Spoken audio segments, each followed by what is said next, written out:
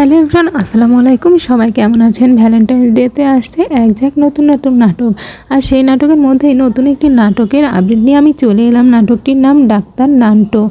আর এই ডাক্তার নান্টো চরিত্রে যিনি আছেন তিনি হলো মুশফিকার ফারহান। তিনি একজন পাক্কা ভার্সেটাইল অভিনেতা, আর এবার তিনি আসছেন ডক্টর নান্টো অ্যালোপ্যাথি ও হোমিওপ্যাথি বিশেষজ্ঞ ডাক্তার হয়ে। পর্দা কাঁপাতে আসছেন এই গুণী অভিনেতা। এবার এক ব্যতিক্রম ফারহানকে দেখবে বাংলা নাটক ইন্ডাস্ট্রি, এই জন্যই তিনি সুপারস্টার। সব ধরনের চরিত্রেই তিনি সেরা, তার প্রমাণ বরাবরই দিয়ে যাচ্ছেন।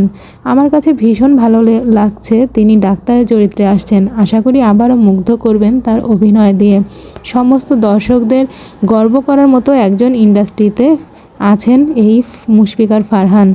তাই বলেই আমরা নাটক দেখে শান্তি পাই। এই নাটকটার নামটা দেখে মনে হচ্ছে কমেডির একটা নাটক হবে।